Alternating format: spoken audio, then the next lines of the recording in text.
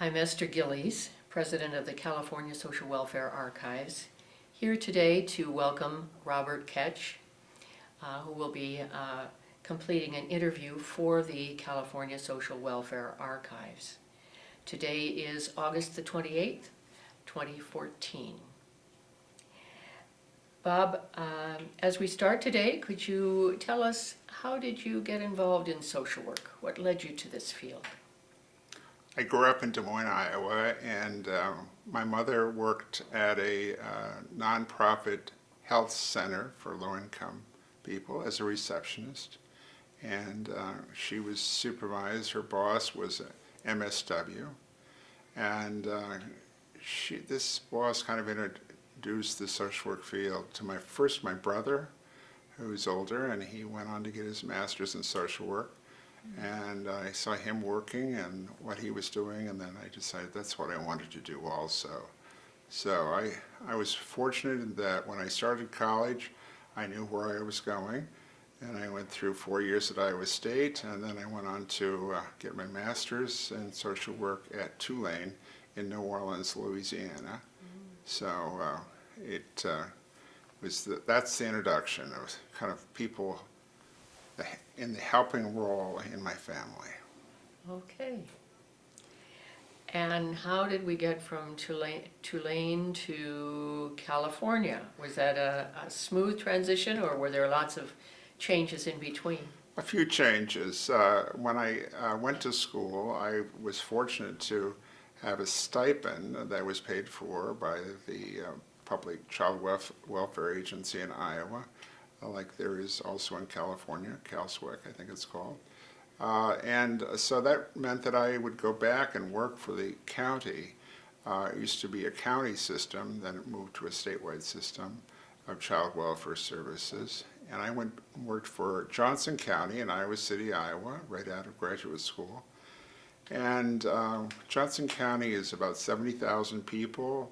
About 25,000 of them are students at the University of Iowa. A progressive county, and the director of the county office had some good clout with the Board of Supervisors.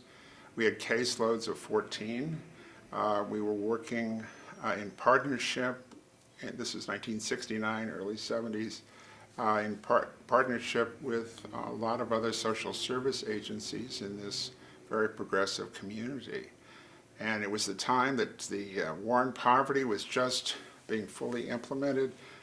We had Head Start for the first time, and a lot of other services, some housing assistance programs out of HUD, and other resources were coming in, matched with county and state dollars. So we could sit around the table and be able to have everybody involved with working with the families, problem solving and working in partnership and trying to deal with the crisis at hand. I started out by doing child abuse investigations, knocking on the door and say, I understand you're abusing your children, or in some kind of way talking, at the same time trying to engage them in some kind of a helping process. So that's how I began. But after 2 years, I was already a supervisor, and I could see that I was on the trek to become an administrator, like my brother was for the state of Iowa and child welfare. And I didn't want to be an administrator yet. So I started looking for agencies where I could be a therapist. And I went to work in Ames, Iowa, where I went to school, for a nonprofit called Beloit of Iowa. Then it's affiliated with the Lutheran Church, is currently evolved into part of Lutheran Social Services. A residential treatment center for abused and neglected children, emotionally disturbed children, and then with some outpatient programs. So that was my introduction into residential treatment. And there again, a progressive community of Story County, Iowa, with smallish 60,000, 70,000 people, again, major university. And we developed good partnerships with other nonprofits as well as with the county agencies to help children. As I recall, the attention in the country policy-wise and practice-wise to child abuse and neglect was in its infancy in those days. Well, in fact, yes, we in residential treatment, we were actually working more with dependent children, children who had in need of resources that their family couldn't provide, which is a section of the Child Welfare Code that is hardly ever used today. In order for families to get help now, they have to go and to the county and basically say that they're not a very good parent. And then the parents could go to and can get help even if they were working class or middle class and they still couldn't afford to pay for residential treatment. So we worked a lot with families and a great partnership because these kids had severe emotional problems, not so much necessarily abused or neglected. And then that changed in the 70s. All of a sudden we discovered child abuse. Doctors started asking questions in emergency rooms, and training started occurring, and all of a sudden we began seeing child sexual abuse and child physical abuse at a much greater level.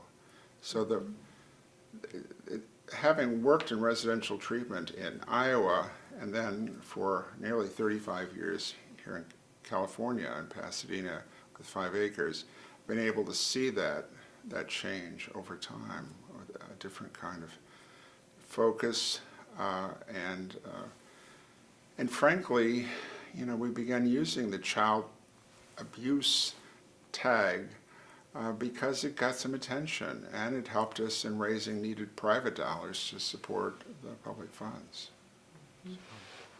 So you have been involved in this field since essentially its inception as an issue that has demanded attention in this country. That's right. From the late 60s to the present. That's right, and it's been interesting in looking at the history of child welfare in this country and in other countries. Our agency, 5 Acres, was founded as the Boys and Girls Aid Society in 1888. It was an orphanage, and so when children had problems or parents couldn't raise their kids for various reasons, they sent their kids to orphanages. And that seemed like a good idea. And then Charles Dickens wrote some interesting books, and people started looking at group care and orphanages, and there was the White House Conference on Children in the early 20th century saying, we need to start working with families. And it was in the 30s that through the Social Security Act that we started getting some money for families, aid to dependent children, aid to families with dependent children. Let's support families so they can take care of their own kids. Don't send them to orphanages. And then other adoptions and foster care payments. And so it's been an evolution, moving away from sending the children away to orphanages to try to help families in their own homes. And that's the evolution that I've experienced over the last 40 years, and it's been exciting to see that evolution. It's permanency, safety, and well-being, and permanency is a very important element of our mandate, and that means making sure the kids are in a permanent, safe, caring home. So. What was it like as a young social worker? Working, you sought out an area where you would be involved in intervention and treatment. Yes. What did that involve for you? Well, it meant trying to understand families and where they're coming from and their pressures, their backgrounds, their needs. Children, we could do a good job taking care of. But, we couldn't take care of the kids forever. We wanted them to get back to a family and permanency. So that meant really looking at families in a different way and trying to meet some of the needs and try to help support these families. So our friend Bonnie Armstrong oftentimes would say to us, we would need to not just rescue children who have fallen into the river, we need to prevent that, go be upstream and help the families early on so that the children are not in crisis. So that early intervention, prevention dream has been our dream for the last 30 years, and it's been a time trying to get there. It's been a challenge, but I see some good movement in that direction. So. You mentioned 5 acres. Yes. So at some point you went from Iowa to California. How did that come about? Well, I had a good friend from graduate school who was working at 5 Acres as the executive director, and I told him I was looking around and maybe I'd be interested in moving to California, although I hadn't been here since I was 10 years old. So he started looking for me, and then finally said, "Hey, I want you to come and look at a job in my agency."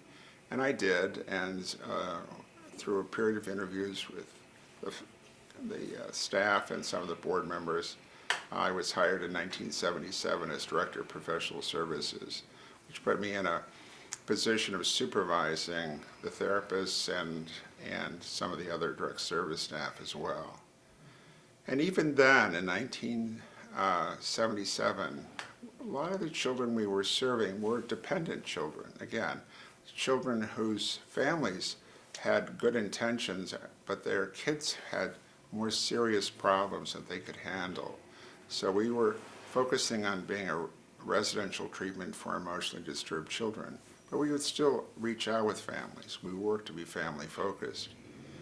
Our cottage staff at that time, many of them were older women who we called house mothers or house parents. They moved in, stayed in the cottages for half a week, and they slept over. We didn't have night-awake staff. And so it was still kind of on the orphanage model, still evolving. And through time, that changed. In 1978, Proposition 13 passed in California, and the funds for the county and for all sorts of services was cut significantly. And we began cutting. At the same time, the whole advent of the awareness of child abuse was happening, and we were getting lots of referrals. We needed to change our program to be even more intensive, night-awake staff, more therapists, more intervention. And the families mostly then were families whose children had been removed from them because of abuse and neglect. And our goal was to still try to develop a liaison with these people in order to get their kids back home. Even though we weren't the court, we weren't the judge, we weren't the county social worker, we were still seen as part of the system and problems in developing that partnership. So this was private child welfare? Yes. Combined with a partnership with the public child welfare that was emerging at that time. That's right. And so we started evolving from a residential treatment center. We served 48 children. We had a group home for 6 more. So about 54 kids. We had a staff of a baby 55 or 60. We could sit around a big living room and the second floor of 5 Acres administration building and have staff meetings, and everybody was there. And but then little by little we were intensifying, adding more staff. We added a therapeutic school so that we could serve the kids academically as well as emotionally at the same time. And then we started looking at ways that we could be involved early intervention. So we applied for a federal grant and got startup money for a family resource center concept where we were starting to do early intervention, even prevention work. And through that push, through that movement, we were able to move from serving 54 children at one time to serving over 4,000 children and their family members by the time I left there. So we were moved towards outreach and early intervention. Okay. So the Family Resource Center then was prevention, support for families, Exactly. hopefully intervention and services prior to the need to intervene because of abuse or neglect. Yes, in-home treatment was newly piloted in the 70s and early 80s. And so we were wanting to do some of that. Some of it was done by master's level therapists, but others was done by paraprofessionals, people who had worked in the, they knew about parenting because they were parents. And that so we were able to get grants to hire people for that. And then the county then developed a new program called Family Preservation. And that was the really first time that there was actually some county money coming in to support some of this early intervention work in partnership with the private agencies to keep children in their own homes and still make sure that they were safe. Mm-hmm. And so that happened through time. Also, through the more learning occurred and awareness of early intervention and focus on permanency helped the county and the private agencies work together to develop services like wraparound services and intensive in-home intervention. The addition of mental health funding occurred, and that brought in some additional resources to help fund some of these services through Medicaid, Medi-Cal, and that also helped. But of course, that all these new ideas also bring additional challenges. With mental health, you had to have a mental health diagnosis.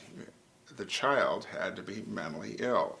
So, and then with that, we could access mental health funds, but those had to be child-focused. We could do some collateral work with the families, and maybe with a father or mother who also had mental health issues, but it was all had to be really focused around the child. So that created some additional challenges. How did you make it work?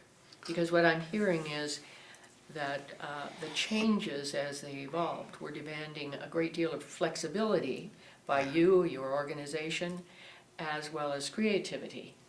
And how did you make those things work?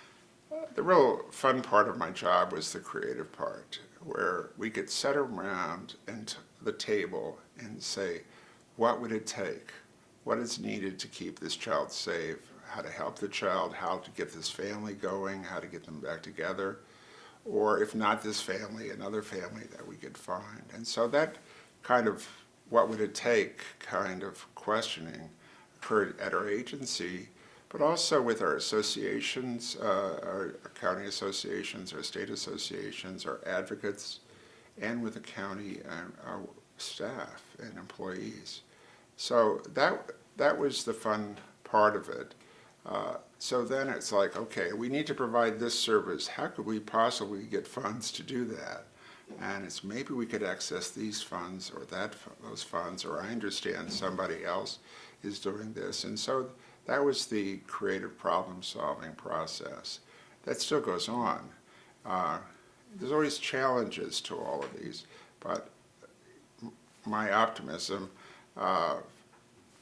always believed that there was a way to figure it out. The family preservation model as implemented in Los Angeles County was a very interesting model and seemed to be very, very effective at the time. Yes. And as I recall, there were different models that emerged in different communities. What kind of a model were you using in, would you call it Northeast Los Angeles? Well, yes, the word collaboration was central to the concept of family preservation when it started. Private agencies coming together with a lead agency that would subcontract other agencies to provide services within the continuum of need. And also the collaboration with the county social workers and again, that setting around the table and with the family and identifying what are the needs and how can we resolve this. It was also bringing in relatives, friends, neighbors, ministers, others around the table to try to help address the problem. And so we attempted to do that, and we had some challenges. Some of our subcontracts didn't work out. Some of them worked out very well, but we didn't have enough money in the contract to give adequate resources to some of our subcontractors. The county had actually set up initially an evaluation process. It was Barbara Solomon from SC here was overseeing this evaluation, and we all put a piece of our grant into this pot to pay for it.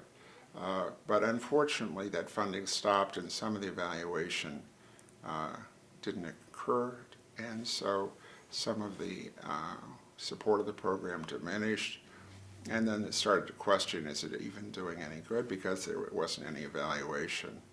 I think the lesson learned from that is that we always need to be evaluating what we're doing and looking at the strengths and weaknesses and how we can improve. And that continuous quality improvement process was so central for 5 Acres and I think for every organization. You have to continue to evaluate what you're doing, and then also to improve and set goals and evaluate those. We fortunately at 5 Acres had private funding for a research department. We were able to hire, actually my predecessor in '83, he hired, while I was still there, but I was not the executive director, he hired a research director who started evaluating the strengths and weaknesses and the outcomes of all of our programs. And that helped us a lot in our continuous quality improvement, and also in getting funds and demonstrating effectiveness. I think I hear you talking about a broad base of funding and an effort to not focus on a single funding source to provide support. Absolutely, and of course in the '80s we started actively trying to raise private dollars. I mentioned getting a federal grant. We were able to be a little bit successful there, but we also been reached out to get grants from various foundations. It was a major part of our annual budget, particularly the creative part. It supported the additional services that we identified that were not paid for by any funding, government funding source, and also to try new things. How did you make the transition from being a mental health treatment worker for children in need to being focused on managing a budget and seeking funds for an organization? How did that happen? It was incremental, as I think changes usually, and so it was. This child needs these services. How are we going to respond to this? It was just, okay, this is important. We need to do that too. So it was kind of a gradual growing process, and I was able to hire some wonderful people who could run programs and could support them to do that well. I always talked about, in terms of the plate spinning, I was like, I would start out by spinning a plate like the man at Ed Sullivan show in the 50s and 60s, and then he'd go to get another one going on the end of a stick, and then he'd have to run back and keep them all going before they would crash to the floor and break. My goal is to hire a lot of plate spinners, and also I would engage a board of directors and volunteers who could do things. So I would encourage them to get going, and then I would be able to go off and try some new things. And so we got a lot of plates in the air through time, and it was fun. We went from the child-focused residential treatment center, evolved from orphanage to becoming family-focused and developing services for aftercare and for early intervention. And one of the fun things that we developed through great frustration but was a program called Residential Wraparound. And it was one of the dreams that people like John Hitchcock at Hillsides and Bill Martone at Hathaway Sycamores and others had, that if we could only have the resources to provide intensive family intervention the day the child came into residential treatment, and then afterwards, aftercare services, that we would be able to get kids home, keep them safe, and keep families together. And so we started working with some folks with LA County Department of Children and Family Services, Lisa Parrish and others, and Mike Russo, and we ended up coming together with a concept, and we got some funding through Casey and through others, and we were able to create a program design. Now that was going shortly, within about a year and a half before I left 5 Acres 2.5 years ago. And it's still going, and I know there's issues and there's challenges and problems. But that kind of collaborative effort and the dreaming was really exciting. It took like 5 years of monthly meetings with great frustration, and just as we were getting ready to start, it had to be put off again, and because, you know, with the county you have the program people, but then you have the legal people, and there's county council, and there's the insurance people and all those other folks that have to look at things. But we also had the support of the board deputy, the children's deputy from Mike Antonovich's office, and she had to push from her side, but we made change, and that will continue to evolve. But the concept of permanency, safety, and well-being, and in providing the intensive services up front or early on, and then also continuing services so that when a child goes home, the family, they still have that support for a significant period of time, is really important. Could you describe some of those services that were involved in the programs that you're talking about? Well, first of all, when a child would enter into the program, they would have to be approved as a possible candidate. Now, some of them had ready families. Maybe there was abuse complaint, maybe there was a neglect complaint, but they had families who were involved, and so we could begin reaching out to them. Reaching out means looking at the very social problems and issues families are dealing with, housing and education and health and childcare and all those supportive services that families need to be successful. And then it was also when working with a child in residential treatment, we would learn about what worked and what didn't with children, and then we would sit down with parents and we worked together. And rather than, if a child was in crisis, we would go get a parent and bring them in, even if they didn't have transportation, and we would bring them into that and try to problem solve it. And the children would go home much more frequently, at least every weekend. And then, but if there was a problem at home, we got a phone call, the child is having a wild tantrum, help. We'd have staff who would go out there, an emergency behavioral interventionists, and be able to work through that. So it was really that kind of range of services. The Wraparound program, which was a part of ResWrap, but also is a separate program for families where kids are not in placement, is really a marvelous program. But it provides behavioral specialists, and it provides social workers and others who are able to sit around the table with the family and with their support systems, with their friends, relatives, pastor, whatever, and to try to look at what the needs are and to solve them. I think for social workers of today, particularly our younger social workers, it may be difficult to understand the magnitude of change that you're describing. That in the 60s, in the 70s, plans were made for families and imposed upon a family. Right. In the 70s, what you're talking about was a beginning of a change to involve the family. That's right. Bring the family to the table, And that was a radical innovation. It was, and it's easy to be judgmental of some of these parents, but you have to understand where they've come from. And if you try to, as a social worker, you try to walk in their shoes a little bit, you can understand where they've come from, and you can develop relationships and partnerships with them. Some of the parents have severe mental illness, but they have a desire to be a good parent, and they want help, and so you bring resources together and you develop that partnership. That's so important.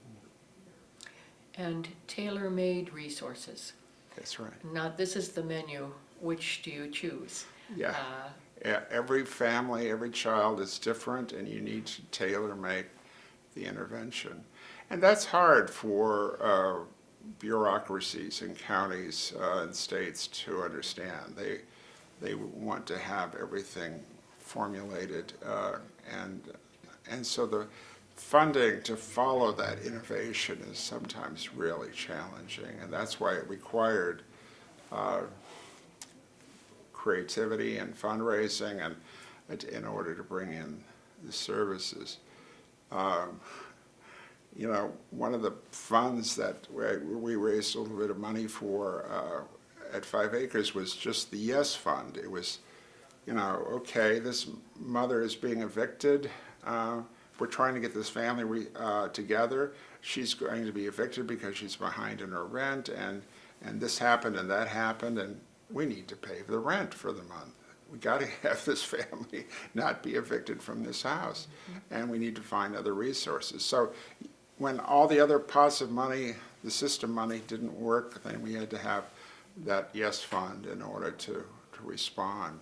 A child desperately needed braces, and they didn't meet all the criteria for Medi-Cal to cover it. Well, then we have to have a fund for that. So we have Yes Fund in order to get braces or some kind of even oral surgery. So there's a lot of different needs that people have, and we need to have that flexibility to meet them. And sometimes they are so very basic that we forget how important.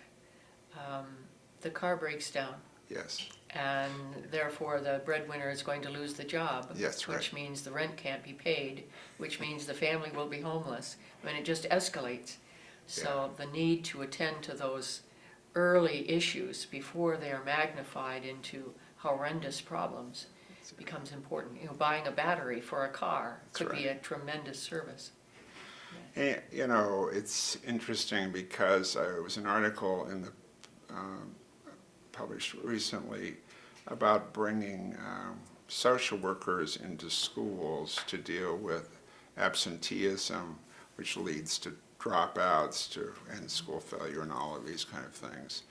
And because a social worker can make the call and say, why is this person missing class every other week? And they can find out what's going on behind that and what's the family crisis and the issues, and starting to deal with that.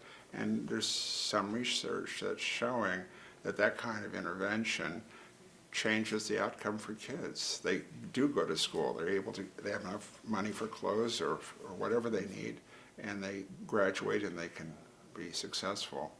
Jeffrey Canada in Harlem, Children's Zone, it has a whole program going that's prenatal through college age, trying to make a difference for some of these families and for some of these children. And you have to be able to respond to all these different kind of needs. I think for some social work students, it's sometimes difficult to understand why they have to discuss and learn about budgeting and finance. That's not really social work, but I hear that becoming a major part of your career. It is. Therapists, MSWs, LCSWs who graduate from SC and other places, most of them want to be therapists. They want the 50-minute hour in a beautiful setting, and they want to be able to be therapists. At 5 Acres, our folks had to be case managers and therapists, And I know that maybe breaks some barriers in some therapists' eyes that shouldn't be broken, but it's the reality of working with the whole child and with the whole family. So yes, it means at times, you have to make sure that the father's car gets fixed and so he can come into therapy with the family and deal with these various issues. I know that the work and the programs that you developed while at 5 Acres, and how long were you at 5 Acres, Bob? Almost 35 years. I was there for 7 years until 1984, when I became executive director, and then I left there at the end of 2011. Okay, so there is a stamp of Bob Ketch on that organization that is historically significant. And I know during that time, the organization was very, not only in the community, but of the community and related to the community in many collaborative efforts. What could you tell us about collaboration? Collaboration, it was an important word that came out of the 80s. It was like it was discovered. Oh yes, we don't all have to have our own little empires and little great idea places. We can actually come together with other organizations and to collaborate, to problem solve, to bring resources together. And the family preservation program of that era in the 90s, whatever, was kind of a product of that. And yes, we tried to be partners with the schools and with other agencies in the greater Pasadena community particularly, as well as with the county. There's challenges to collaboration, sharing funding, sharing resources. And it's much easier to say, this is too hard, we'll just do it our own way, forget them. But ultimately, the community loses when they don't share the resources and come together. Collaboration with the county and the state has always been particularly difficult. And through my whole career as a nonprofit leader, I would always be with directors of public agencies and say, bring us into the problem-solving process. Bring us into the planning process. And directors of counties, child welfare agencies, had difficulty doing that. And so we had to push. And we would push. We knew the board supervisors, deputies, and whatever, but we would push when we have to, but not to, but we did want to develop a partnership. The county agencies tend to see nonprofits like 5 Acres as vendors, as providers. They write a check to us, they set all the rules for us to follow, and they audit us frequently. But there was great resistance, at least at one time, to bring us into the planning process. And they say, well, if you come together and create a program and out of that a request for a proposal is developed, then you can't apply for it. If you're in the planning process, you can't respond to the RFP. And some of the agencies said, okay, we'll still do it because it's important to plan a good system, a good intervention. So that's always been the conflict, and if anything goes wrong, and something ends up in the newspapers or whatever, in some place in this county or anywhere else, then there's always additional monitoring, there's always additional rules.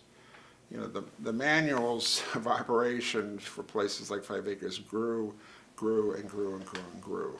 And the number of auditors, both financial and program auditors, grew and grew and grew.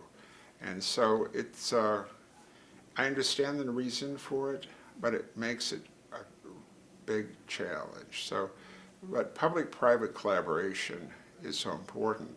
We also try to collaborate with the schools and provide after-school services and work in support of children in public schools in our neighborhoods that we worked. And that really depends on the school principal and the environment that that principal creates of partnerships. But through the years, the pressure on that principal has grown.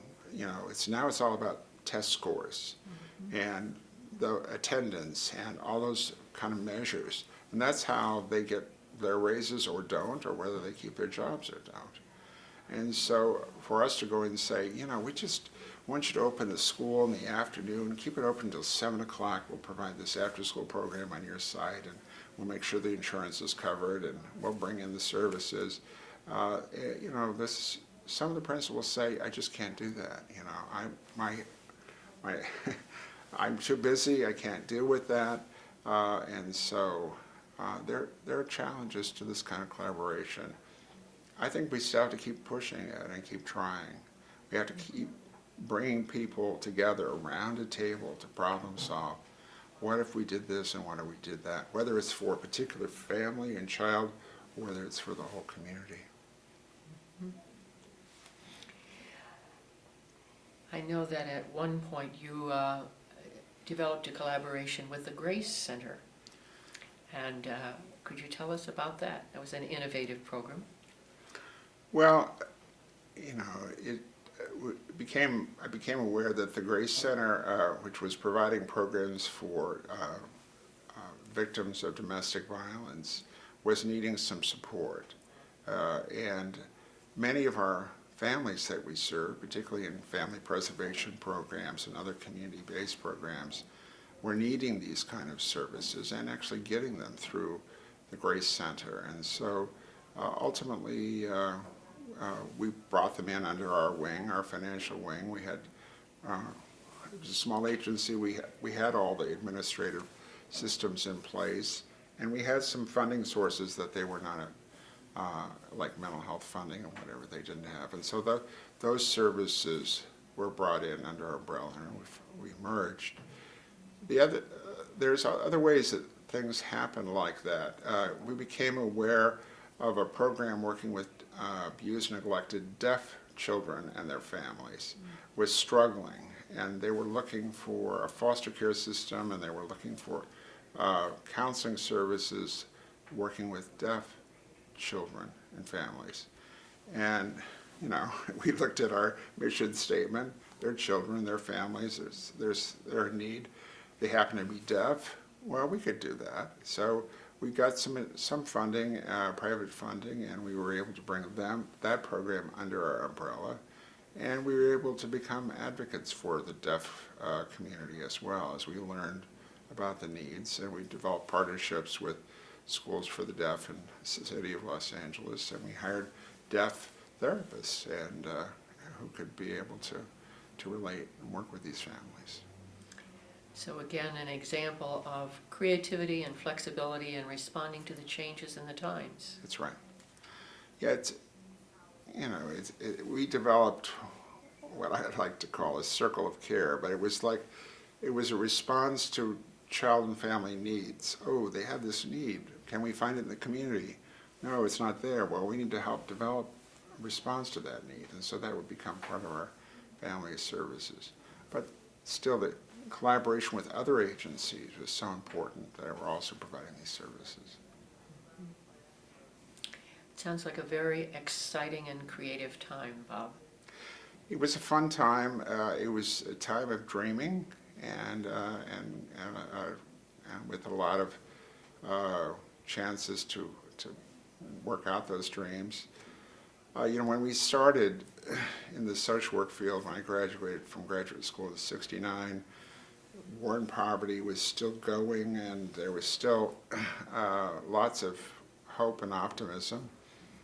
Even though we had some tragedies in the '60s, we also still had that optimism, and so we were able to carry that through. I was able to carry through my career, and you know, then it's a time to turn it over to the next folks. I honestly thought we were going to have a lot of these problems solved in 40 years, but they're still working on it. We're still all working on it, and hopefully this next generations will be able to move us significantly forward. What do you see as the challenges of the time now, as this next generation assumes responsibility for social services and agencies working with child welfare?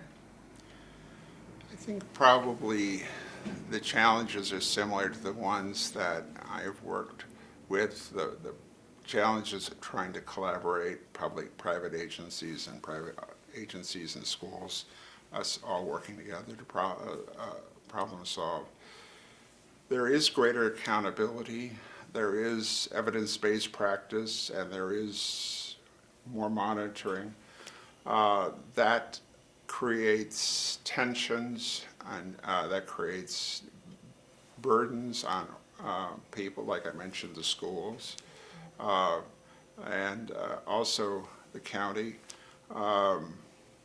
Every time a child dies, and it gets in the LA Times, somebody's trying to find fault, somebody gets fired, and new regulations are written. And so this continued regulations and monitoring is a burden. I understand it. When a child dies, the Board of Supervisors wants to, start a new blue ribbon commission or hire a new czar or something to fix it. I think, unfortunately, kids will die. We need to do everything that we can to try to prevent that. But every time, if we continue just to fire people and add more regulations, I think we're going to be suffocating the creativity and the willingness of people to work. Really, we know the answers. It's going back to Johnson County, Iowa in 1969, caseloads of 14. And then good supervision and good training for these people who are doing the work, who are going out every week and checking out at least, who are checking out the needs of the child and family. It's the collaboration between the housing people and the school people and the child care people and bringing in homemakers and paraprofessionals and wraparound services as needed to work with these families. We really know the answer. We just need to keep those systems in place. And, more rules and regulations are not going to help that necessarily. We just need the resources to do it right. And permeable boundaries. That's right. And creativity and commitment. Mm-hmm. And social workers who enjoy being administrators and managers. Yeah. Yeah, social workers are in the profession because they want to make a difference. They want to be able to help people be successful, be caring and productive adults, and so it's giving them the resources that they need to do it. That's what's important. What kind of supports were available to your frontline staff at 5 Acres? How did you keep people involved and committed to this work? Well, I think it was a bit being a cheerleader. It was recognition, hopefully decent pay, although it was never high enough, and opportunities for growth and learning, good training, chance to learn something new. Some of the evidence-based practices that came in, people learned new techniques and new ways to intervene, and they became excited about new ways of providing services, and that was important. But you can't demand compassion and commitment. It's got to be there, and you got to nurture it, and you got to support it through hopefully good supervision and good support and recognition. So as we prepare to close today, are there any words of wisdom that you might have for young and upcoming social workers who are working in this field, or people who are thinking about a career in social work? Any thoughts about being a social worker in this day and age and in the future?